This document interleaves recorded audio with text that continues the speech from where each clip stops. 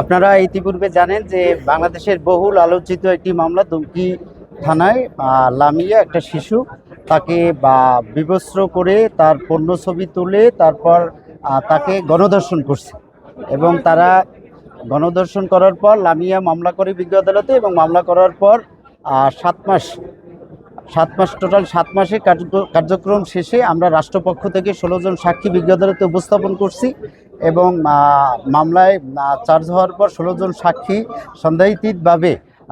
মামলাটা প্রমাণ করতে সক্ষম হয়েছে এবং যুক্তিতর্ক শেষে আমরা রাষ্ট্রপক্ষ বিজ্ঞ আদালতকে সন্তুষ্ট করতে সক্ষম হয়েছি। পরবর্তীতে আজকে রায় ঘোষণা হয়েছে। তা সঙ্গত কারণে রায়ে যেহেতু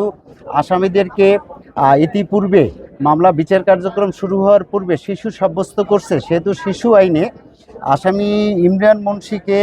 নারী শিশু নির্যাতন দমন আইনের সেকশন 9-3 ধারায় 10 বছর এবং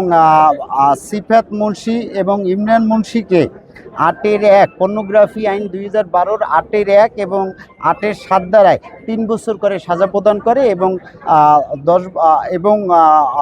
সিফাত এবং ইমরানকেও 9-3 ধারা অনুযায়ী 10 বছর সাজা প্রদান করে এবং একটার পর একটা সাজা কার্যকর হবে বলে বিজ্ঞ আদালত বলছে। যে শহীদ একজন শহীদের কন্যা লামিয়া, এটা একটা দৃষ্টান্ত হয়ে থাকবে আমাদের এই সমাজে, আমাদের এই জেলায়,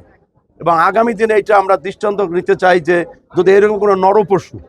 যদি এরকম কোনো নারীদের মা বোনদের যদি সম্ভ্রম হানি করার চেষ্টা করে বা সম্ভ্রম হানি করে, তাহলে তাদের বিরুদ্ধে আমরা সোচ্চার আছি এবং সর্বশেষ শাস্তির ব্যবস্থা করা হবে। এক্ষেত্রে যেহেতু আপনারা জানেন আজকে সর্বোচ্চ শাস্তি ছিল 9-3 ধারায় গণধর্ষণে মৃত্যুদণ্ড, যেহেতু এই সকল অভিযুক্তরাই হলো নাবালক, যার জন্য তাদের 10 বছর এইটাই সর্বোচ্চ সাজা আইনের বিধান অনুযায়ী সেটাই দিয়েছে। এবং আমাদের স্পষ্ট মেসেজ আইনের অঙ্গনের, আমি